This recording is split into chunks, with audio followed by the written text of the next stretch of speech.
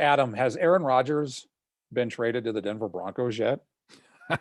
No, not yet. I Because it mean, definitely seems like it's going to happen. you caught me off guard. Just a little inside baseball, you guys. Ian and I always kind of decide who's gonna like lead us off, and I usually kind of know what's coming.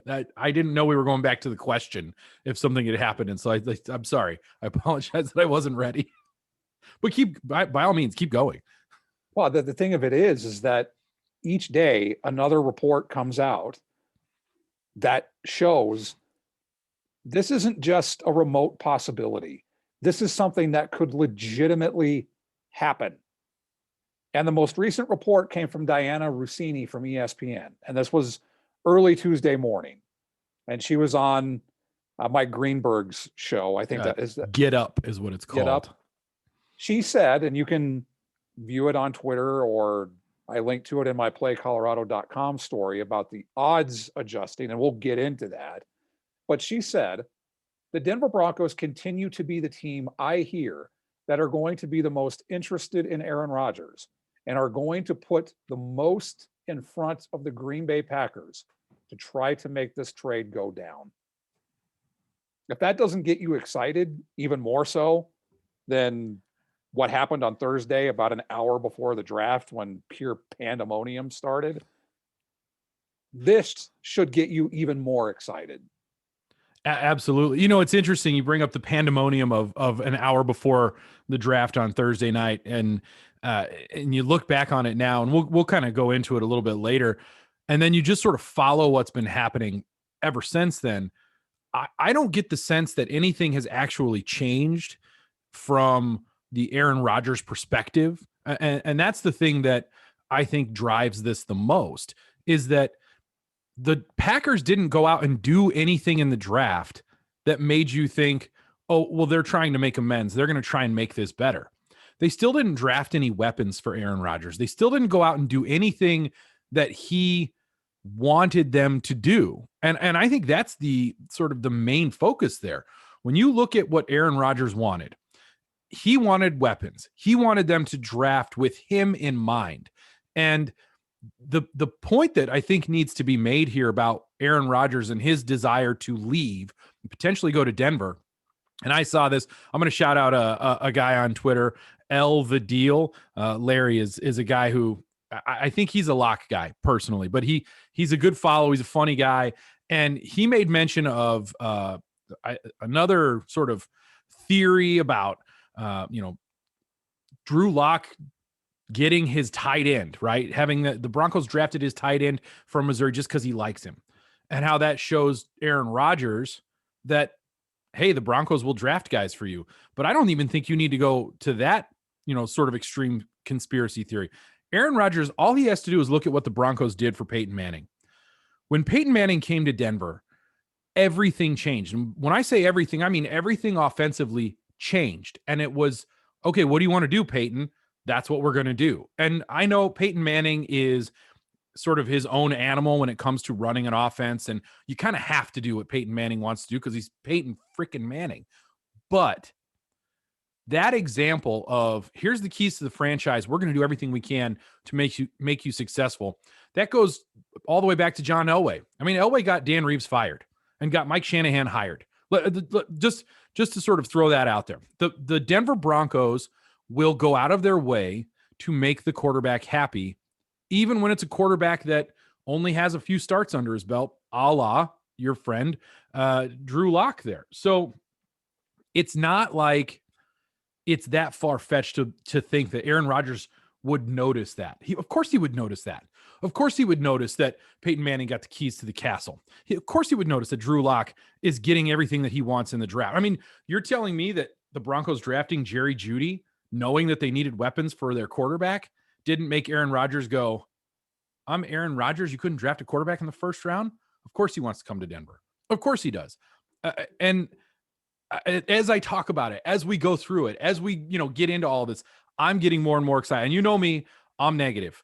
I never think anything good is going to, I'm never disappointed because I never think anything good's going to happen. I can't help myself right now. I honestly think that this is a huge possibility. Maybe I'm setting myself up for disappointment, but like you said, with the odds and everything shifting and adjusting, I'm feeling pretty good about it. For those who haven't seen it and aren't familiar with sports betting odds, an hour before the draft, you don't need a reminder, it was pure pandemonium. But one thing happened that is very interesting. The sports books started to adjust their odds. At one point, the Broncos were at plus 6,000 to win the Super Bowl. That's basically 600 to 1. What that means is it shifted to plus 3,100. And then at one point at FanDuel, for example, it shifted to as high or low as plus 1,700. Just from a rumor. If the trade goes down, those odds are going to get even better. Because Pro Football Focus before the draft, Tim Lynch wrote about it at milehighreport.com.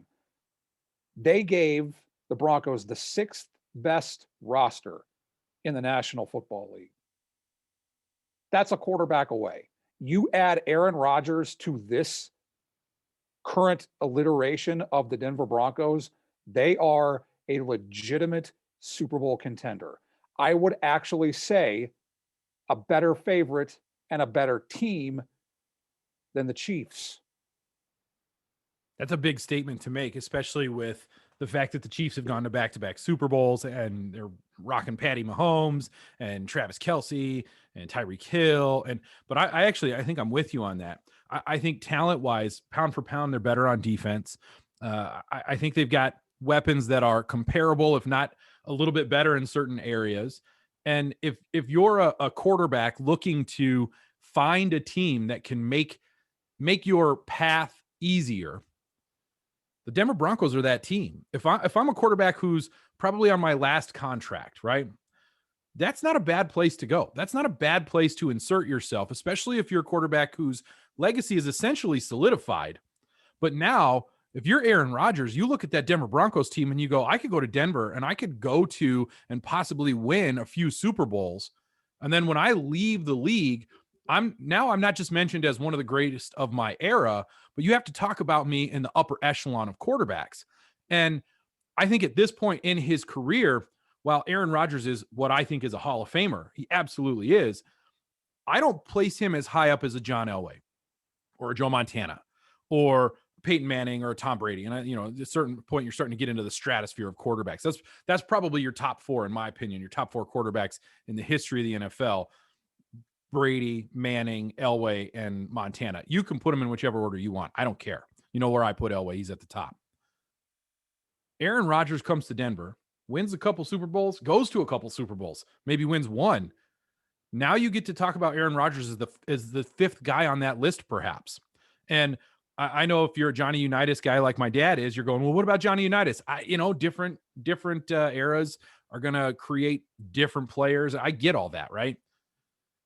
Aaron Rodgers comes to Denver, does what Peyton Manning did in Denver. Maybe he even tops it because he's got that good of a roster. I don't know how you leave him out of the conversation. And I don't know how Aaron Rodgers doesn't realize that. And again, I'll say, I think he does.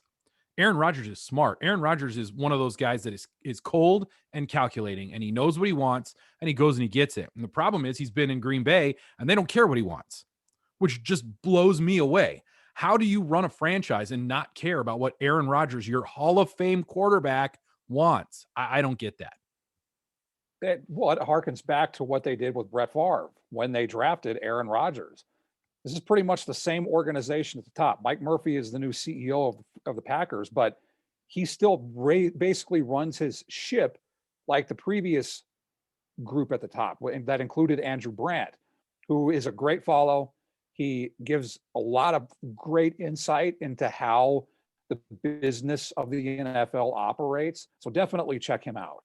But this is the same stuff that they did with Brett Favre, trying to get that bridge from an aging, older Brett Favre and trying to set it up with Aaron Rodgers. This is the exact same play, and Aaron Rodgers knows it. He was in Jordan Love's spot. He wants no part of that. He wants to have the control. He wants to be able to have a direct say in when his time is over because it's his career and he has done a lot for the Green Bay Packers. So this is all about control, and he wants the control. And in terms of Denver, sports and life are intertwined. They're one and the same. A lot of people will say this. Remember that his fiance lives in Boulder. Shailene Woodley, an actress, he was at the Kentucky Derby with her on Saturday. She lives in Boulder. So we touched on this on the Instant Reactions podcast. They may not be married yet, but it still holds true regardless if you're a multi-million-dollar first ballot Hall of Famer. Happy fiance, happy wife, happy life. If she wants to live in Colorado, Aaron Rodgers is going to end up in Colorado. Yeah, I mean, there's a reason I live in Illinois, right? I mean, that's when you think about it. I'm not here because of the sunny weather or the skiing in the wintertime, because that doesn't exist.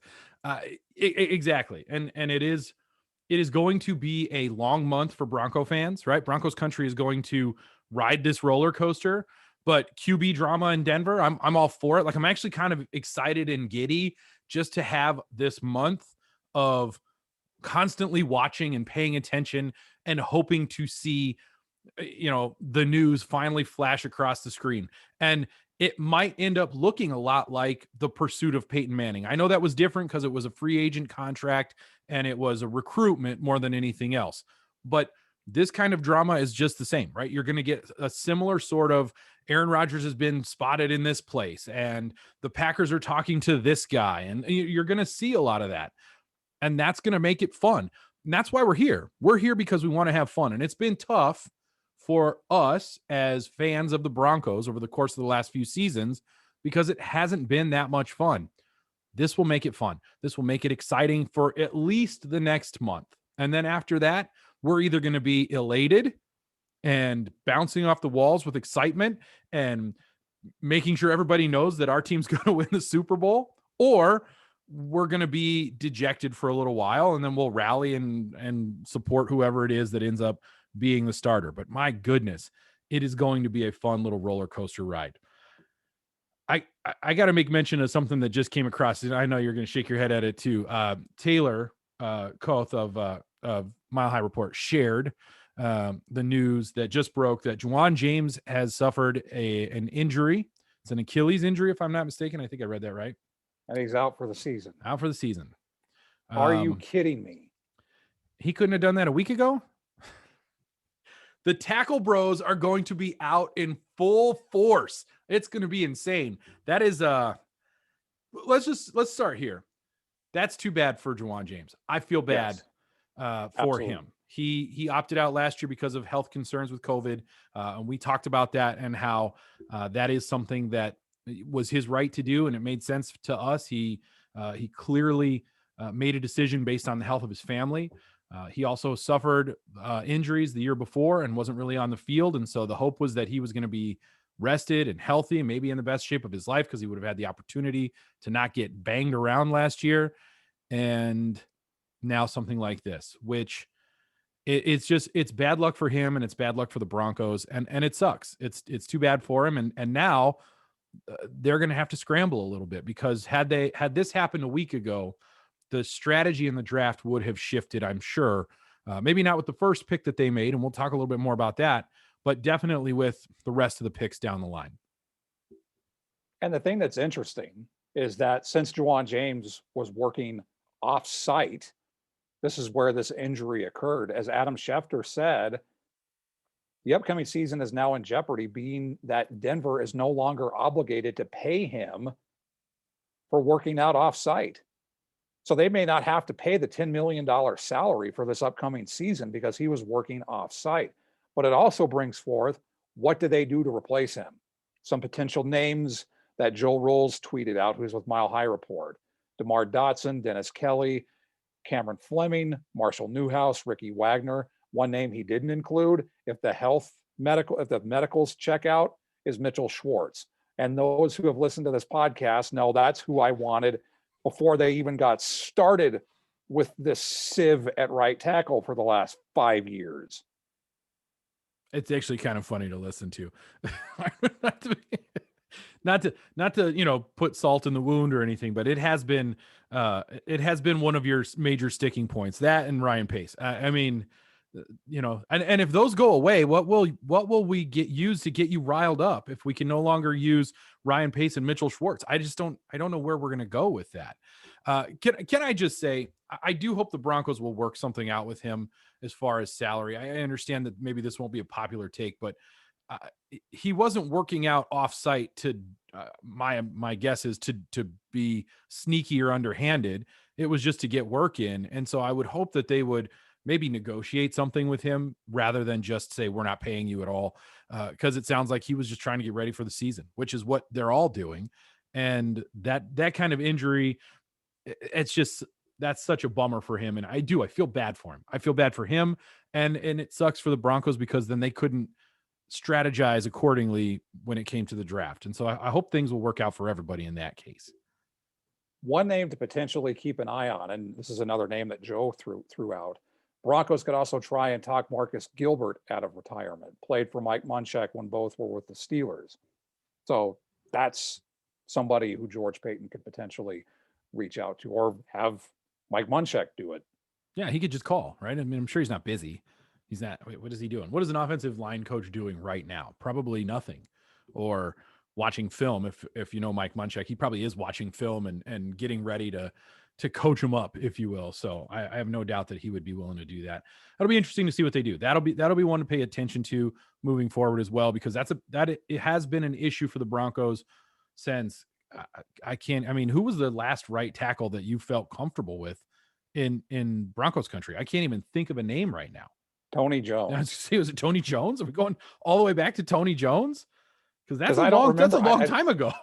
I don't remember if Orlando Franklin played tackle or guard. So that's why I'm going all the way back to the late 90s. Right. And I know he couldn't play either one of those now because the dude is not even the same person anymore. If you've not looked, he's lost like 5 of himself. It's like it feels like he's in different boxes somewhere, and he could just go, put himself back together and reassemble. That would be cool. Kudos to him. He's lost a ton of weight and is probably a much healthier and happier person in retirement in that way. And so good for him as well. But we really could use somebody now. So, somebody step up and help us out here, because that's a bummer. I feel bad for Juwan James. All right. This is what I would do if I was George Paton. Okay, I'm ready. I'd reach out through Aaron Rodgers' people and say, or have Peyton Manning do it, right? So you could do Peyton, just have the other Peyton, and say, who do you want the Broncos to get at right tackle? Ooh. Yeah, it would have to be Peyton Manning would have to be the one who reaches out there. Because there'd be tampering. And it's not the legal tampering period, which is still one of the dumbest terms in sports. Legal tampering. Tampering is just illegal, but if you make it legal, then it's not tampering. I don't understand, but that's another podcast. The one that I don't like, and this is going to go down a whole different rabbit hole, is controlling your own destiny. Yeah.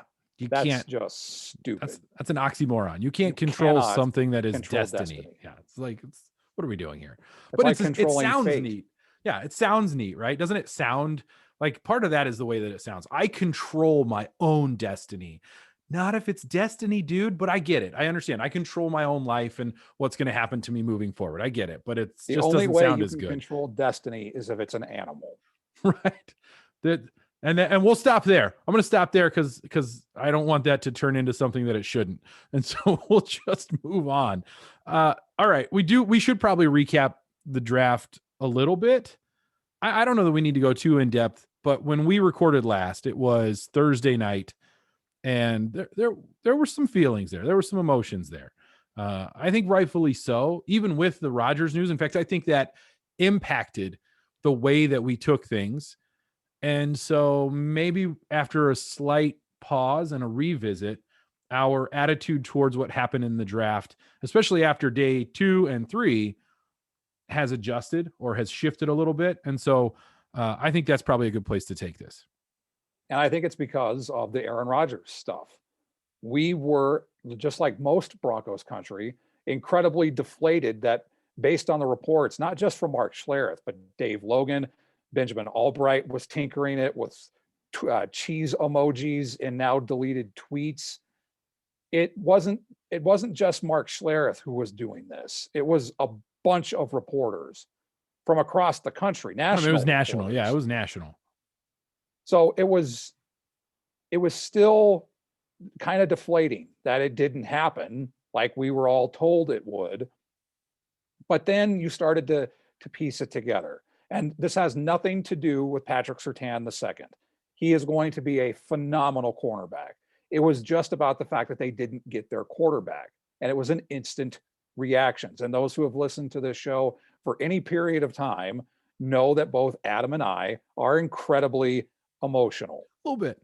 Just a skosh. So now that we've had time to think about it, Javonte Williams is going to be a stud for the Denver Broncos. I love the video that people keep sharing of him blowing up that guy. Just, it's like, oh yeah, I like that. I'm in. I mean, the fact that you add a 3-down back, and it was Josina Anderson who tweeted this out before he was even taken. And let me bring it up. It's every time I read it, it's just incredible. This is Josina Anderson, NFL team source just now to me on North Carolina running back Javonte Williams. He's the best running back in the draft. He has the ability to be a 1,000-yard rusher and receiver like Christian McCaffrey. He's as physical as Nick Chubb, as gifted as Alvin Kamara on third down, and as patient as Le'Veon Bell.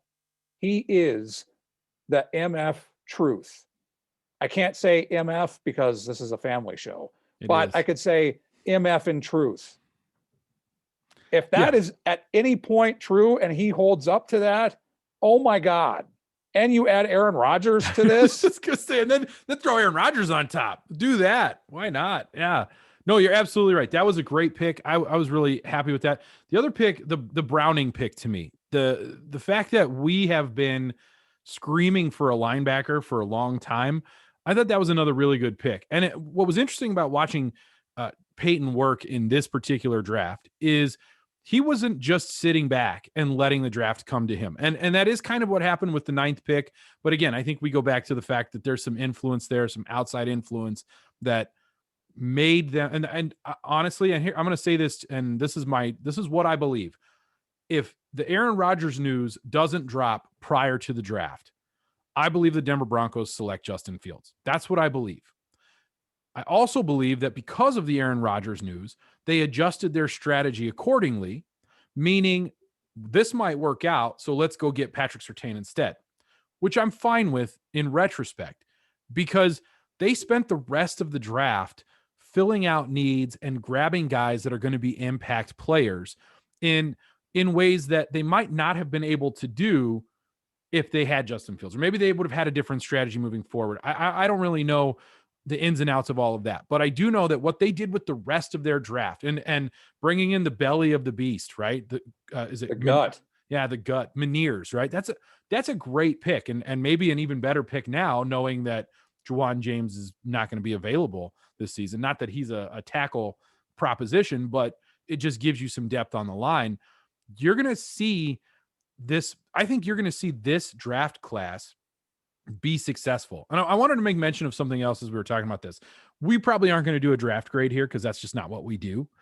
But draft grades are stupid. See, and this is what I'm going to point out about that. I think it's hilarious that people would not want to do draft grades when there are people who spend entire seasons simply going through and grading prospects and going through and ranking prospects and whatnot. And you wouldn't want to take all of that information and then say, I think this team did really well, and I think this team is the Raiders. You wouldn't want to do that.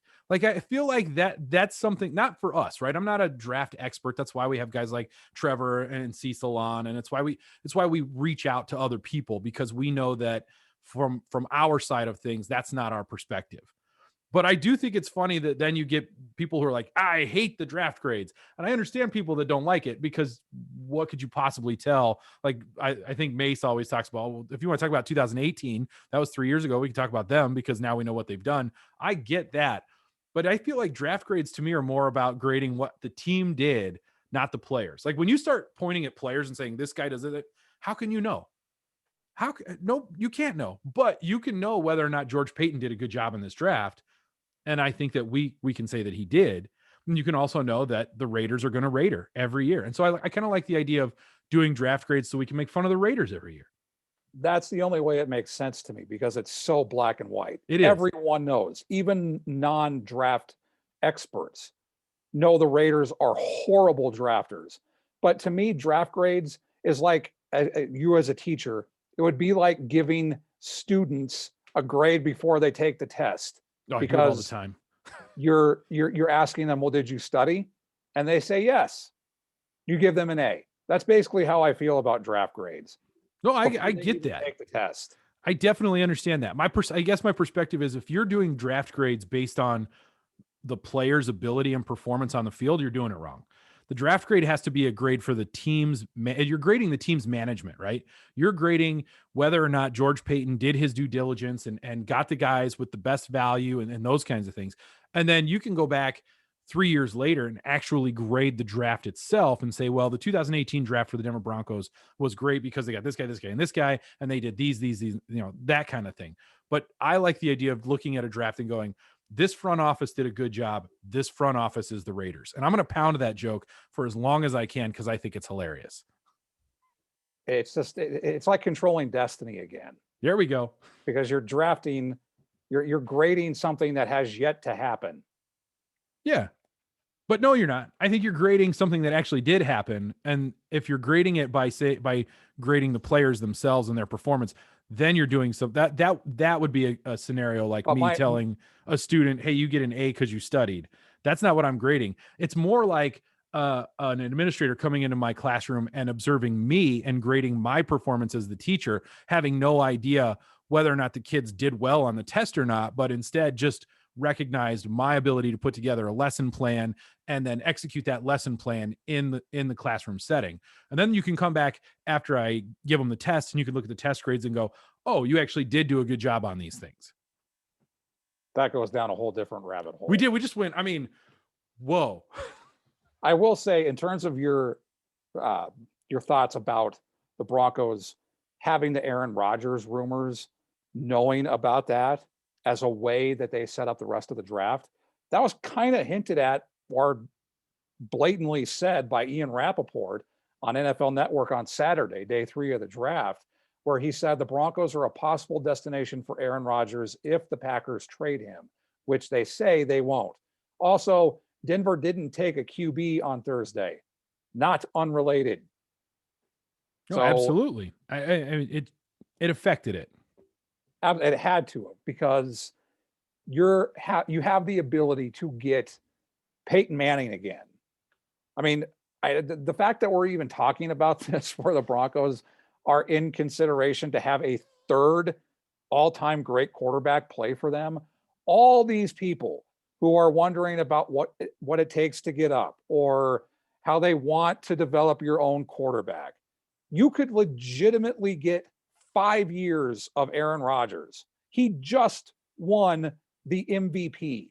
He is going to come to a team that has better weapons and a better defense.